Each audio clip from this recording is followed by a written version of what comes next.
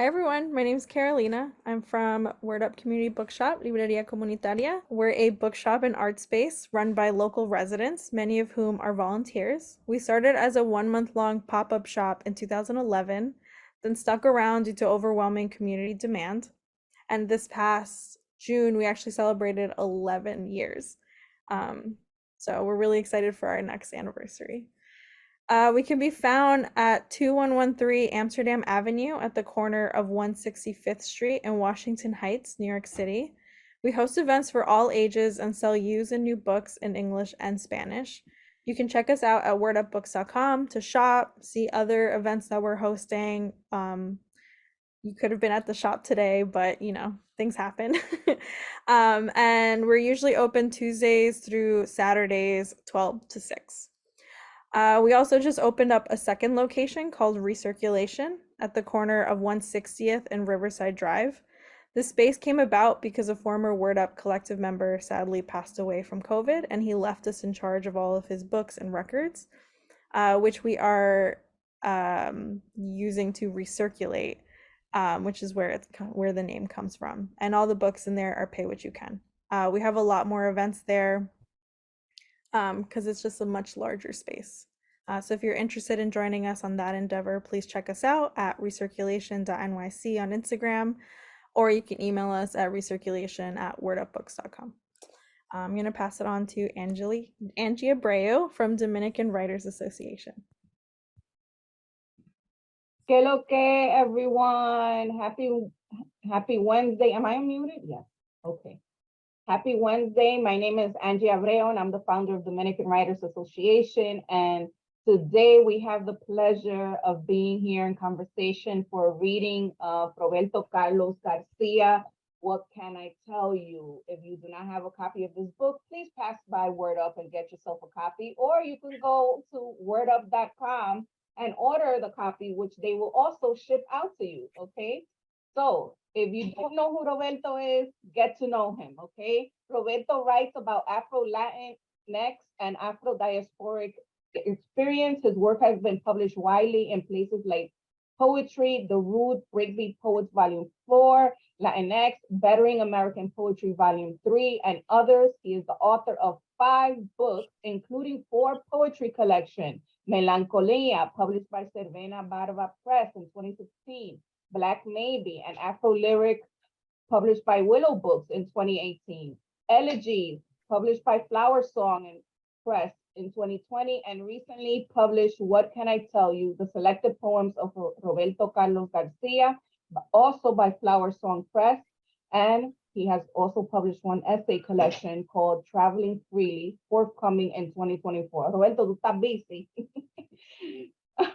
And this is coming from Northwestern University Press. Roberto is the founder of Get Fresh Books Publishing, which is also a literary nonprofit.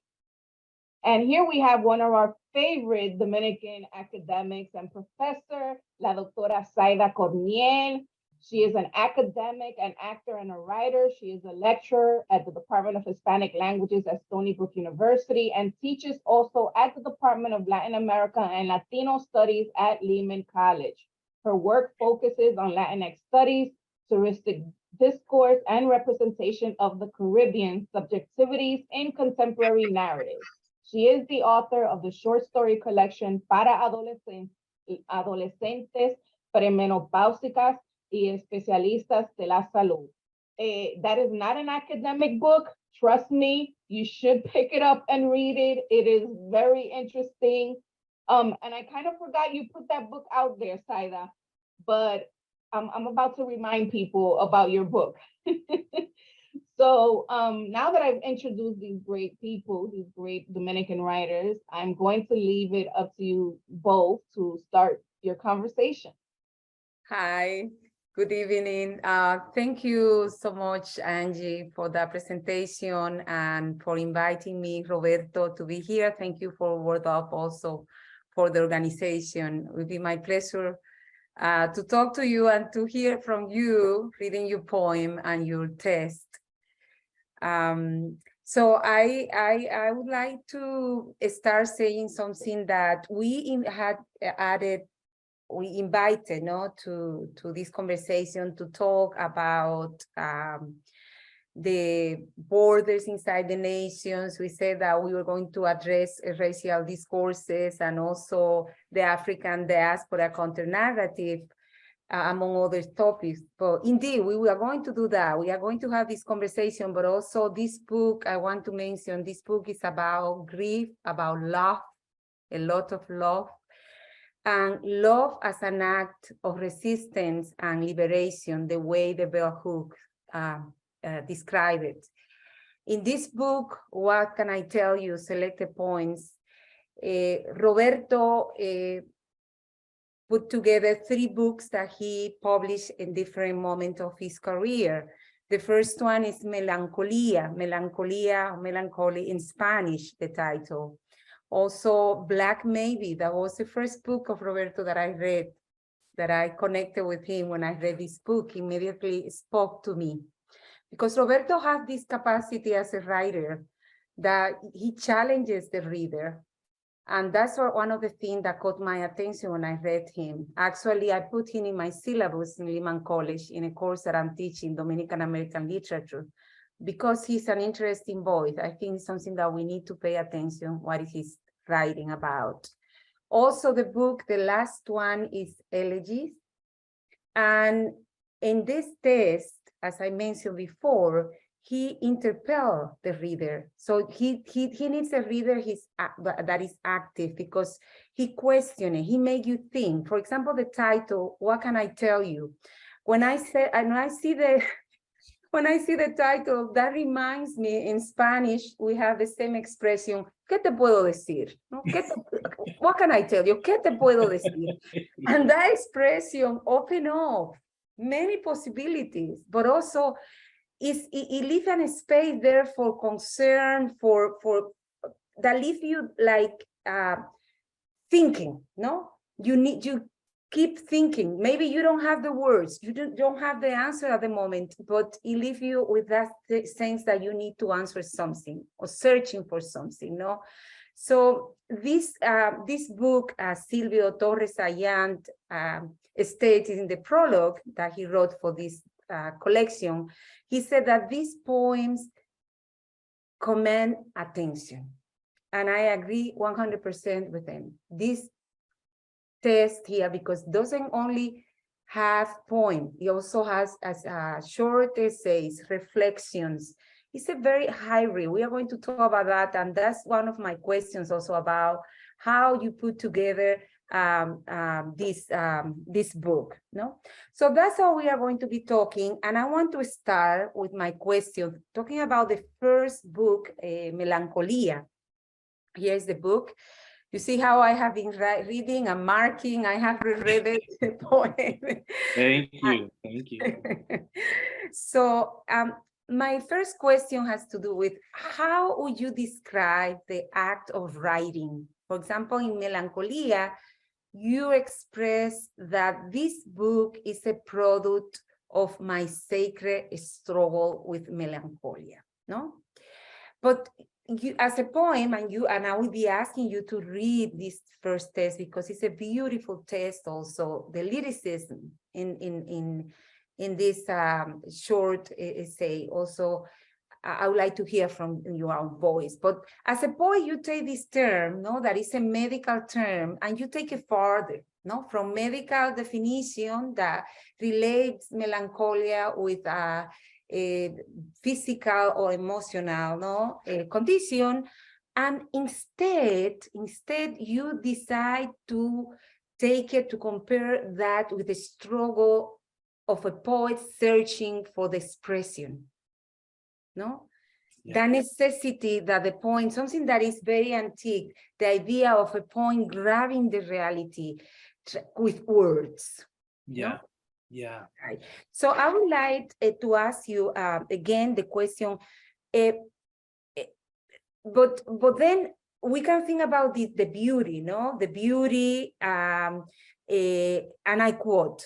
No, and you, even though you're going to read it, say, it makes a poet, so describing melancholia, it makes a poet age for the beauty and the brevity of life, no? But then you place melancholia in the social terrain too. After a while, you go farther and you say, no, melancholia is also, and you talk about us, and that us is very interesting, because is us in there, no? The poetic voice. It says, due to racism and lack of social justice. Then how have been for you this struggle through writing? That's my question. And I will ask you to share with us this test. So I'll read it. It's a short kind of opening prose piece to that text, Melancholia. And at first I want to say thank you so much for being here and having this conversation with me. I really appreciate it. And for reading so closely. So Melancholia is as easily defined as its elusive cousin, duende, which is another way of saying it is indefinable. Ancient and medieval physicians believed an excess of one or more of the 4 primary bodily fluids caused it. I won't bore you with that. You can Google it or visit a library. I'm more interested in what it does to poets, in the way melancholia makes poets long for things that have been, that have yet to pass, and that might have never existed. It makes a poet ache for the beauty and the brevity of life, the fleeting scent and brightness of the rose's many dresses, of spring and summer's shifting heat, and for the childhood that could have been. Melancholia is thirst for joy, and believe it or not, pain. It is the heat of lust and the shame of lusting, of not being able to have the thing or person you desire. Melancholia is pure longing and the restless, depressed, and wretched anxiety of longing. And yet, it is significantly more complicated than that. We experience melancholia physically. In her essay collection, Sidewalks, Valeria Luiselli describes symptoms of melancholia as sadness, crying, stress, headaches, chest pains, insomnia, fatigue, and hallucinations. I'd also add a peculiar unquenchable thirst for wine. These pains must be expressed, poured out, painted, sung, or written. The struggle must be given life. Here is where the evil little cousin, duende, knocks incessantly at our door. Melancholia feeds the monster. It feeds duende. Garcia Lorca wrote, "We only know that he, duende, burns the blood like a poultice of broken glass, that he exhausts, that he rejects all the sweet geometry we have learned, that he smashes styles, that he leans on human pain with no consolation." He also wrote that an old maestro of the guitar told him the duende then is a power, not a work. It is a struggle, not a thought. I take thought to mean overthinking, the draining of life from the artistic idea, leaving the body and retiring completely into the mind, trying to shake off melancholia, to shake off the pain or experience that feeds the art. What then causes melancholia in us? What brings on our symptoms? Is it the world's lack of social justice? Is it racism? Is it war? Is it heartbreak? The death of loved ones, the fear of death, the accumulation of perceived slights and offenses, loneliness, unrequited love, unfulfilled desire, the fear of God or heaven or hell, the lack of courage, poverty, the overwhelming ignorance pervading our world, the endless list of isms and phobias, the apocalypse, the death of a rose. How then to express this? To be a poet that masters melancholia and the mysterious and dangerous outburst of expression that is duende.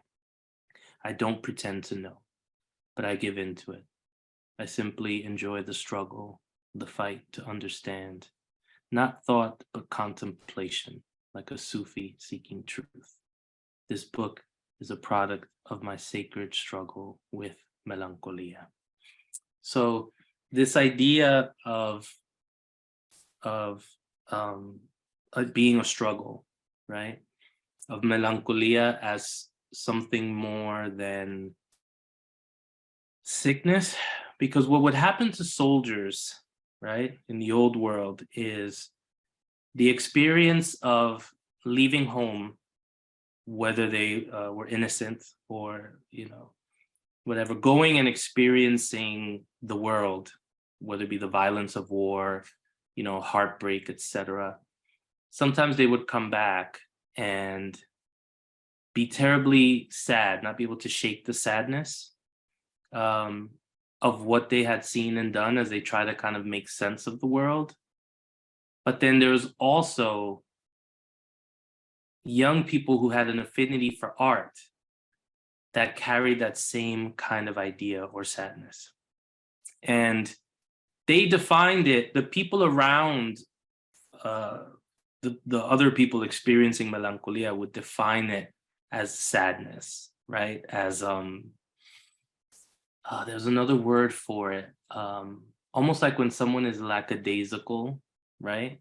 We would say, what's the word we would say in Spanish? We would say, in English it's lackadaisical, but I think in Spanish there's a word and I can't think of it right now.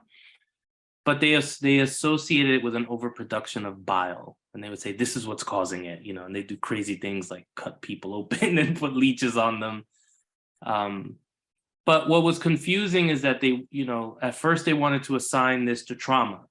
They wanted to assign melancholia to traumatic experience, but that wasn't the case, because even the children of wealthy people that were apprenticed to artists, even they were expressing melancholia, and they had everything, right? So it wasn't just here, it was also physical. And in my training as a writer, I was always encouraged and taught to write about the body, to write the body and how the body experiences everything, right? And so melancholia is a very physical thing for me, not just spirit. It is spiritual, it is emotional, but it is also very physical, because we're physical beings. And so even if a person isn't an artist or someone that expresses themselves through art,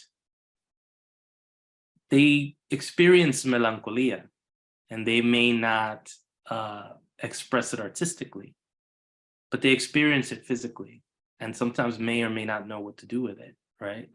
But for me, then, the struggle is, going back to your point about, you know, ¿qué te puedo decir? Like, what can I tell you, right?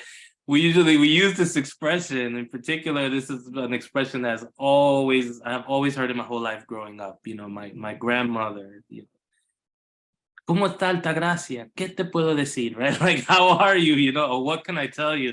Because there's so much to tell, right? Like, where to begin? And so the idea is not just, okay, where to begin, but also, how can I make sense of all of this for you, right? The words aren't enough. And so I think anybody who writes recognizes the difficulty of expressing things with words. And so this is also why it's a struggle, because it's a struggle to say the thing and say it in a way that you feel is communicating exactly what you want to communicate. But that also is hopefully in a way that people will recognize, because I think that as artistic people, yeah, we're recreating the world for people, whether it's a poem or a novel or whatever, but they also have to be able to recognize some part of that, their world, in what we are creating. And so that's, you know, it makes it a struggle, on top of dealing with all of the emotions and, you know, and everything like that. Thank you, Roberto. Thank you. I have another questions about, I mentioned it before, that this book incorporates various narrative, no? Like, for example, the text that you just read, it's like a reflection, no? It's like your article. So there is very hybrid, no? You have poetry, but you also have this kind of text, like reflection, and also some academic sources. You use some academic format. You have included sources, no? Mm-hmm. Like bibliography, notes. That it's a very academic format. So I would like you to tell me about the process for writing and putting together, no, this book. one of the things that happens a lot in our communities, right? Communities of color, whether that be African American, Caribbean, Latinx, Asian, Muslim, Indigenous, is that people steal our ideas and don't cite us. Right?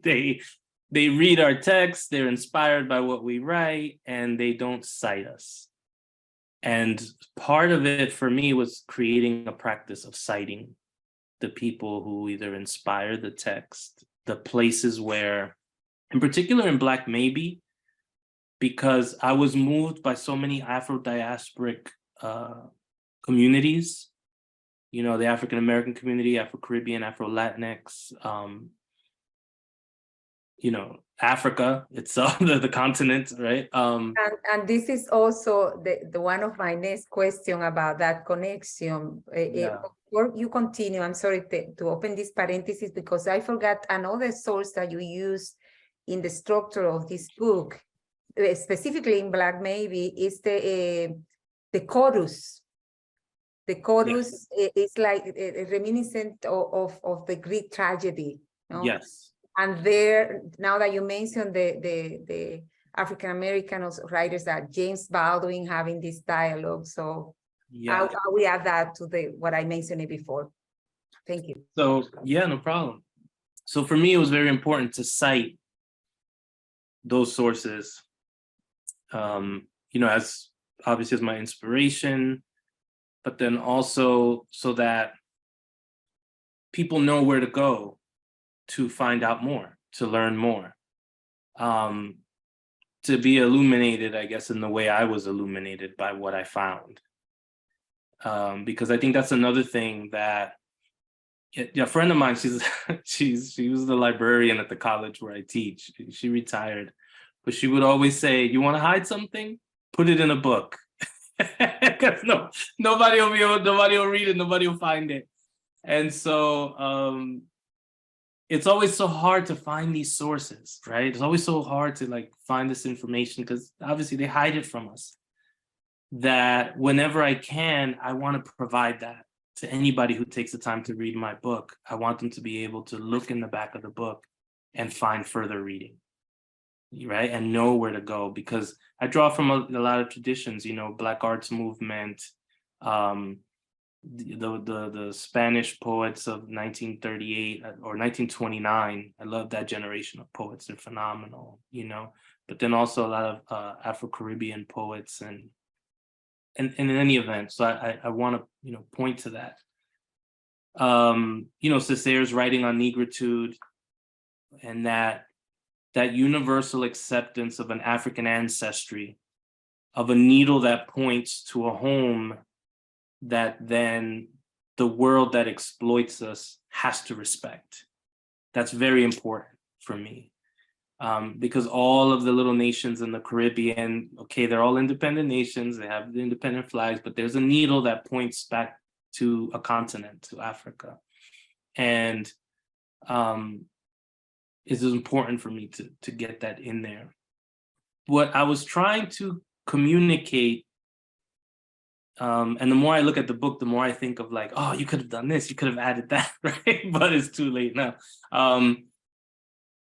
I wanted to combine these different worlds, okay, that informed me, but that are also representative of the broader situation. So like growing up as an American in the United States, the African-American civil rights movement is my needle is like my compass for discrimination against me that I experienced because of my skin color, right?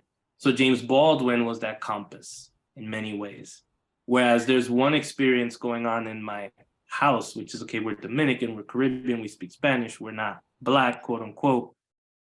But then outside the home, there's a totally different reality for me. Outside of my house, everybody saw me as Black. Nobody saw me as a person from this small place in the Caribbean. And so Baldwin kind of helped clarify, okay, I see what this is. There is a post-colonial struggle going on here. You know what I mean? He clarified this. but by showing me, you know, human nature and his own very detailed experience. But then, of course, if you open your mouth and speak Spanish, at least at that point in time in America, you were Puerto Rican. You know, depending on where if you were in the South, you're Mexican. If you're on the East Coast, oh, what are you, Puerto Rican, right? Because you speak Spanish. So the New Yorican school and movement also pointed me, you know, in a lot of different ways. So what was and then obviously there's the voice of Mamana, which is this amalgamation of Dominican motherhood, you know, slash, you know, womanhood in the story. So that Greek chorus, you know, traditionally the Greek chorus was used to talk to the audience about what was going on in the play outside of the play, right? So that, I don't know if you're a Star Wars fan.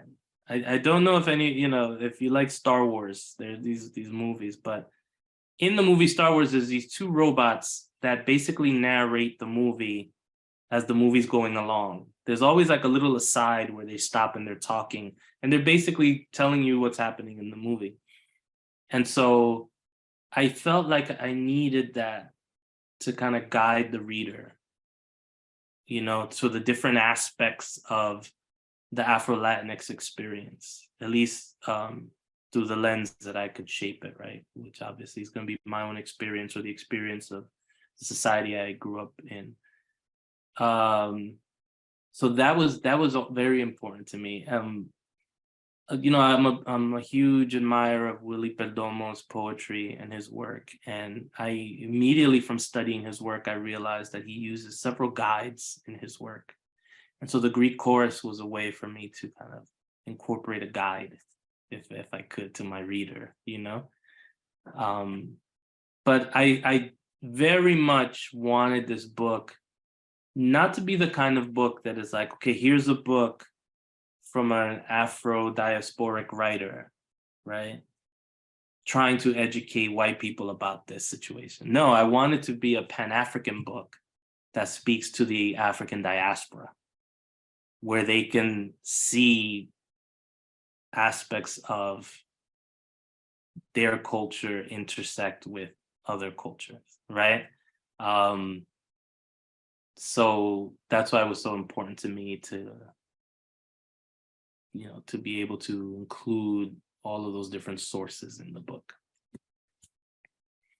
Thank you, Roberto. And also, I take this word that you said, sharing the sources, no, and the references to illuminate. Yes, very important. Yes, because it's done so much for me to hear, in particular, women scholars, women of color, stand up for themselves and say, I know these people used my material and did not cite me, you know, like that's, and I'm like, you know what, that's terrible. Like, you know, that's bad. It's hard enough in academia, right? It's hard enough. The pain. And people are going to steal your ideas and not cite them. And I saw this, I remember seeing a post, maybe back then it was Twitter. I don't know how popular Instagram was. But I saw a post and I said, this is so important. And I don't fancy myself as a scholar. I think of myself first and foremost as a writer because, you know, that's a whole nother world with another skill set. I know how to do the research I need to do for my writing. So, you know, I think out of respect for people who are scholars, I'm not just going to claim that, right? But hearing, in particular, you know, Black women scholars stand up and say, and call people out, not only did that give me not only did it expand my appreciation for citation and making sure, right, that we give credit, but it also led me to a lot of wonderful writers, a lot of wonderful scholars, you know, whom we could spend all night talking about, right? But it led me to a lot, Dr. Vanessa K. Valdez, you know, Yomaira Figueroa, Loria Garcia Peña, obviously, who's done amazing work, yourself, right? And she just wrote this book, racial innocence Latino. The name is Dr. Tanya Hernandez, right? Kateri Hernandez, Tanya. She wrote Racial Innocence on Latino, racism, which is a phenomenal book. I have it downstairs. Also, Milagros Record published a book, The Racial Discourse in the Dominican Republic. Yes. There's, the work being done right now by women of color and the scholarship being done around the subjects I like to write about in particular. So yeah, my next book that I'm working on now, the works cited page is going to be quite long. So yes, okay. So you mentioned before the James Baldwin, that is interesting in the dialogue with Mama Ana, that I was going to ask you to share one poem on page 52 that reminds me also with this dialogue that you established with the Pan-African literature or the African diaspora, that you have a conversation not only with New Yorkers like Miguel Piñero and also James Baldwin here in America. But it makes me think that particular poem that you're going to read now, that reminds me to Luis Palés Matos, Nicolás Guillén, and Manuel del Cabral, no? Guillén from Cuba, Palés Matos from Puerto Rico, and del Cabral from the Dominican Republic. Could you please read this poem? What's the name of the poem? It's Mama Ana's Flat Nose on page 52.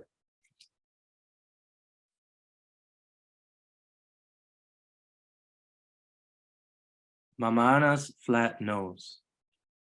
Mama, if we are part Spanish Gypsy, part Taino Indian, why is your nose flat like Celia Cruz? Why's your hair deep waves like Caribbean Sea? Skin never before seen cinnamon. Why do I look like Black Chinaman? I'm gonna give you a soda. Mama Pastora was Castilian Gypsy. Hair yellow like piss from a rum hangover. Eyes blue like gunpowder flashing. Skin white like bones in the grave. Papa Africa, Jose Maria, had hair tight as hide stretched over a drum. Lips full like the bellies of slave ships. Skin black like bones in the grave. My flat nose comes from deep inside them. Our skin, nose, and hair an antenna to both ancestors beyond the grave. We're not Black, we're tan. Now cállate. Thank you, Roberto. I just ask you to read this poem also because I see another topic that you address. Let's talk about race. That is something that is present in your book, mostly in Black, maybe, no? That we have, but all the chorus also, that conversation and that point that you just read made me think also about the necessity, talking about the resources that you share to illuminate the necessity to re-educate, if I can use that verb, Yeah. about white supremacy. That is something that goes through the book with the poetic voice and Mama Ana, and also James Baldwin, that sometimes I laugh when there's one that he has a conversation, no, with Mama Ana, and the page before him, 51, no, when he said, Mama Ana said, mija, por favor, how many times can I say, no somos negros, no? And Baldwin answered back saying, to be Negro in this country and to be relatively conscious is to be in a rage almost all the time, no? Yes. So through this conversation, I would like you not to repeating my questions, no? Is how, o sea, the necessity to re-educate, not only here, but there. When I refer to there, no? I refer to the diaspora here, how we carry that white supremacy also and bring it here and reproduce that. And it's out of the test. Right now, I'm leaving the question out of the test. No, extra literary is the question, an extra literary question.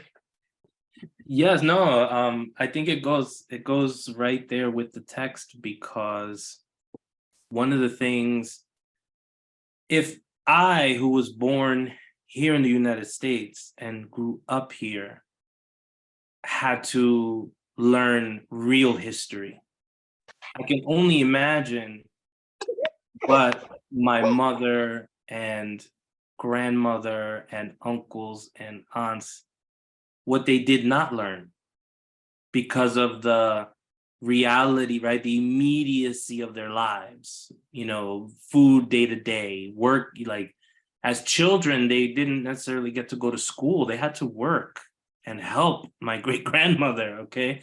They lived in a shack that was the size of the room I'm in right now. So if I had to learn it here in a country where everybody believes money grows on trees and, you know, you go to school for free and that life is so great, I can only imagine their experience and what they did not learn. And so it was a constant education process, a constant in my house, right? It was a constant conversation. You know, in particular, you know, growing up, my best friend in the world was African American, right? And so to hear in my house the conversation around my best friend as being almost like from another planet than us, right? Like we're from this planet, they're from that planet. It didn't, you know, I understood it from a cultural perspective, you know, okay, we speak Spanish, they speak English, only English, we're wrestling with both languages, etc. But I feel like this level of education, okay, knowing, okay, what the colonial powers were doing, and even I'm still learning. So just to give you an example, I'm reading this wonderful book called We Dream Together about the independence of the Dominican Republic and Haiti. And did I bring it up because of, so I'm recovering from, huh? And Eller is the author. And Eller, thank you. My second bout with COVID has my memory just completely shot. But, you know, and I'm continuously learning how in the capital, you know, they were fighting independence from Haiti, but meanwhile, Spain and France and America are making plans daily to take the island over again, to interfere with political processes. And then you have political people on the island trying to hang on to independence, but do enough to please the colonial powers. But outside of the capital, in El Campo, in these rural areas, nobody cares about any of that stuff. They're still speaking Creole, some people, they're still doing transaction with Haiti like regular, right? So how many people know that though? Right? So how many people know that? So I wanted to demonstrate with the poems the narrative that we're fed as children, at least the one I was fed as a child, you know, where, okay, we hide the African part, but we latch on to the European part. Like that's the part. And then don't ever say you're Black, right? Nosotros no somos negro. Whatever it is, we're not African, we're something else, right? Because I think we all recognize that.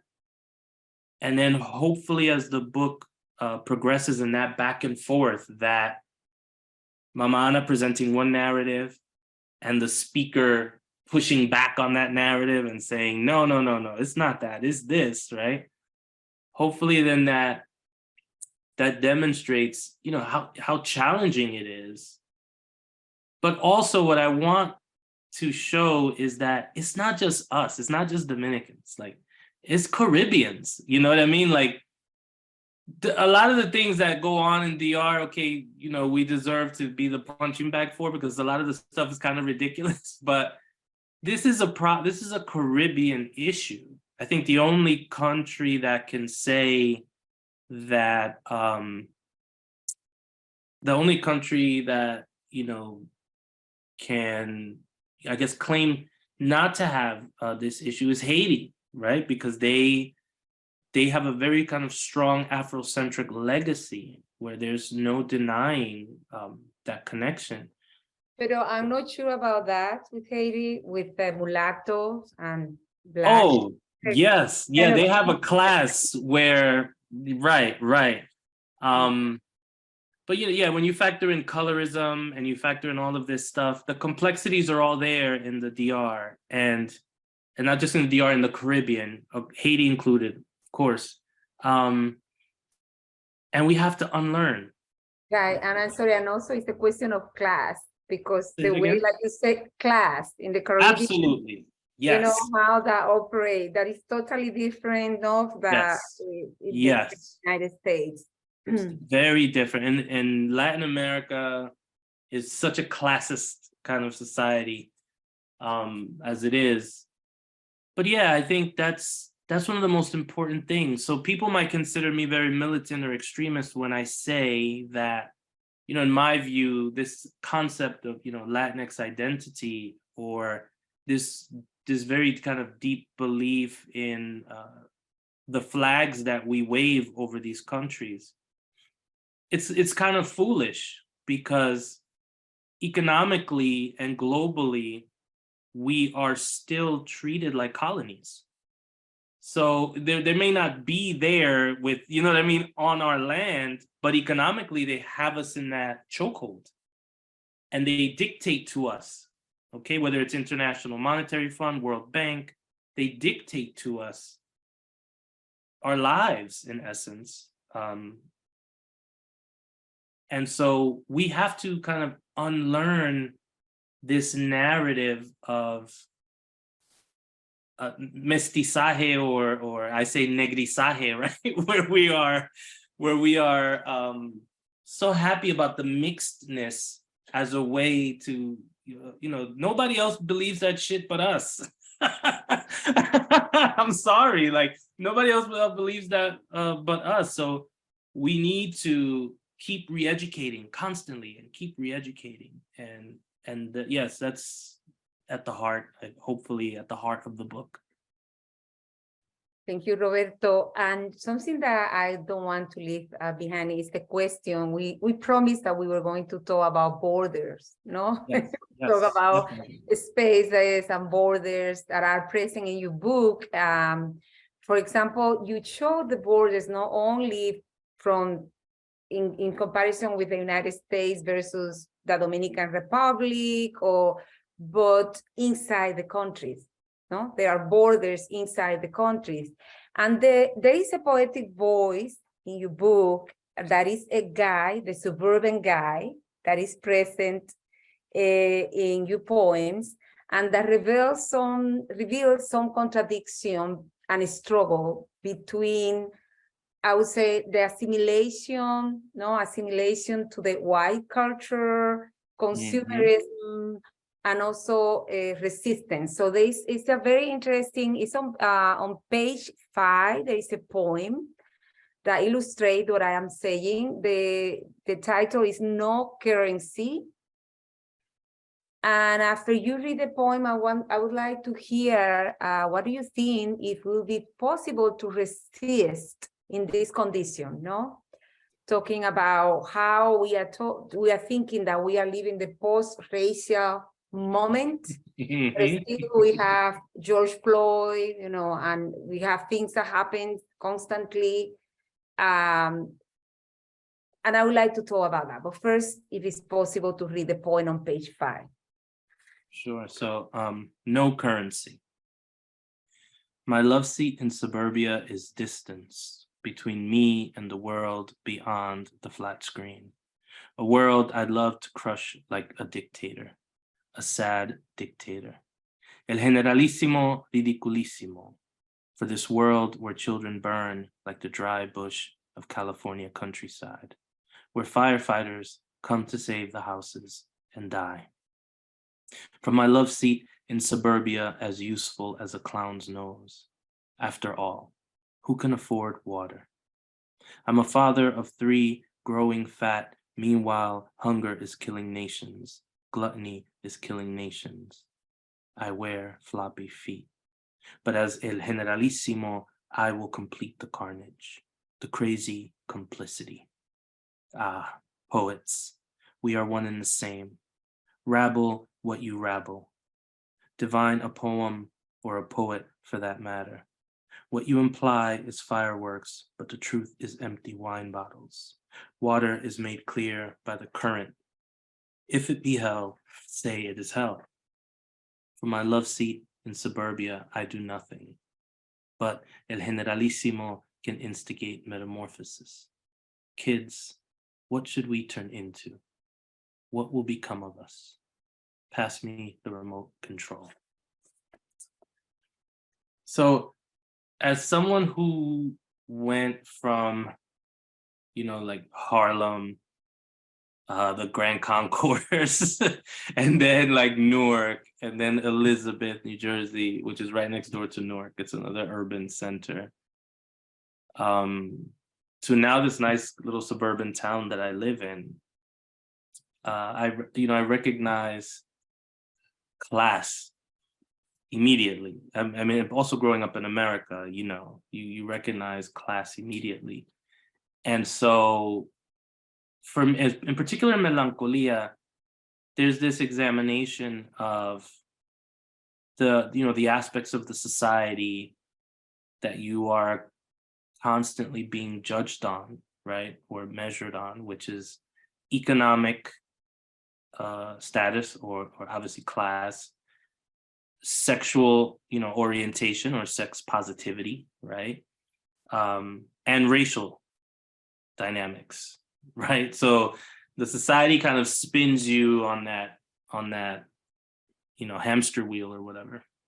And so a lot of the poems in this book in particular examine that. The speaker is very much out of place in the world. They don't know where they belong. Because like you said, they're cutting across many borders, right? The economic borders, class borders, racial borders. Whereas before, I can remember the culture shock of coming to New Jersey from, and it's still considered, Harlem, but where that part is, like, you could stop anybody on the street and they'll be Dominican, like literally 10 people, right? 8 out of 10. So the shock of seeing other people at school, in the playground, right? Like, I always remember that. And I try to like make some of that come through in the poems. But then as I enter corporate America and began to recognize that there's a kind of expectation.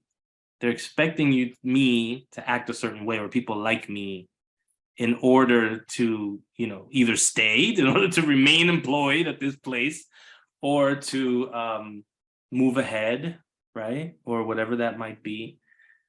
So, I wanted to incorporate that into the poems because it's a very disorienting experience.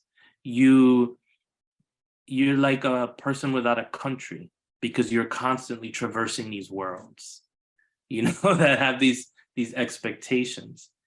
And, for me, I consider myself, this kind of product or byproduct of colonialism. Even though colonialism passed, I exist because of that process. So whether or not I was in DR, I would have been born and raised there, or being born and raised here, the whole condition, the migration of my family that led to my birth here, you know what I mean? It's a post-colonial situation. And so the speaker in that book, Melancholia, is very much a person without a home, without a real home. Is a person looking for is a refugee looking for a nation, almost, right? If I could put it that way, because there's also a kind of meaninglessness to, suburban life. We find is obviously very comfortable. I'm not gonna be a hypocrite and say that it's not comfortable, right? I'm in a nice room. I got a backyard. I can whatever barbecue, etc., which I love to do. Grow my vegetables, you know. But we are confined in these spaces, and I think there's a poem in there where I say, or maybe it's in Black Maybe, when I'm exploring this again in the essay Home, an Irrevocable Condition, where I say, you know, the clock is a demanding God, right? It demands you get up every morning at the same time, go to work, come back. And you're in your house and the neighbor's like, hi and bye, every day, hi and bye. And so you are a cog. You're a kind of slave to capitalism. You know, you're a cog. Okay, here's a nice, comfortable house. You have your own yard and you can come in here, shut the door, nobody will bother you. But this is the requirement, you know, go do this, and don't necessarily connect with people. And little by little, you start to lose touch with the real world. And you're this clown on the sofa getting your information from the news and nothing else. You know what I mean? Like nowhere else. And so, yeah, I think that turns into this really strange psychological situation that I think is one of the reasons why we're in so much trouble. The United States is in so much trouble as a country, because there's this ginormous disconnect. You have people floating around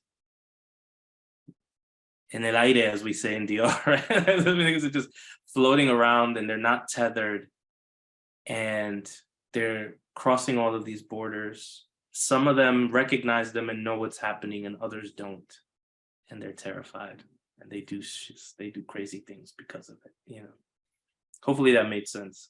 It does, absolutely. And reminds me again of James Baldwin, you know, that usually say that when he went to Paris, you know, what you mentioned here, that disconnection, you know, because you are always struggling to prove yourself. You mentioned that they're expecting you to act certain way, you know, those divisions, no, those divisions.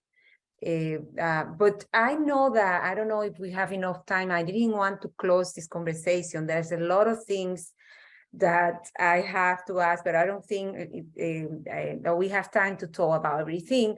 I just want to mention, before I ask you to read the last poem, I just want to mention something that is important, and you can talk about that later. It's about the presence of the feminine word in your poetry, in your book. No, Mama Ana, for example, all these tias and the surrounding, you know, that poetic voice. The point I would like you to read is on page 105, and it's The Tempest, and it's part of the last book, Elegies. Yeah. And the reason it's talking about how you feel about the son of the diaspora and errancy, no, errand, moving around.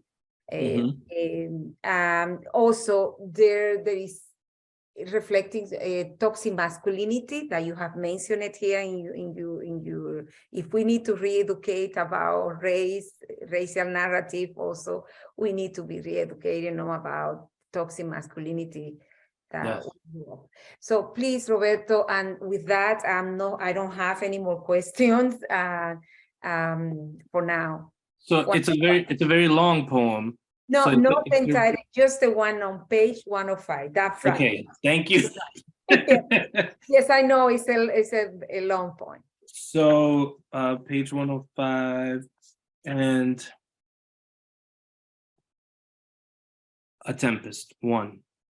My father decided I would be born at sea, thirsty and surrounded by the risk of drowning. My father was a great sailor, a seaman, navigated only the darkest waters, the sweetest squalls, which is to say he was a drinker like his father before him. And now I had to learn the rhythm of the waves, how a full moon makes water bulge, makes high and low tide.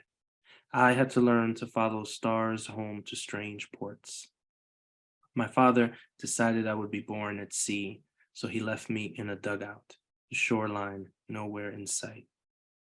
Thank God for the saints, those monoliths on land, light towers on the sea, and eagles in the sky, which is to say, thank God for mamas, tias, and abuelas. Where would the wandering sailor babies float to without them? Blessed be these lights who did their own time on the sea, who enjoyed a storm or two before the warm hearth of a slick boatsman, who pay their penance as watchers of the sailors' bastards, who drink tears and listen to boleros on Friday and Saturday nights, and yell and scream at us as if we were those lost sailors, and love and protect us as if we were those lost sailors. So oh my gosh, so much to say, right? I think one of the very interesting things to me when I think about toxic masculinity is, or at least if I just think about machismo, right? Let's just say machismo, is how much of it I was taught by the women in my family, right? So I find that, you know what I mean? Like I was, taught you got to find yourself a good woman who's going to cook for you and take care of you. And you're not going to find anybody to cook like me. So, and, like pick up your brother's plate. Don't leave your brother's plate at the table. You know what I mean? Like, so there was that aspect of it. But, I was having a conversation with the writer, Jean Paul Infante, who also, and I have his book here because I feel like he's just done such a wonderful job with this chapbook.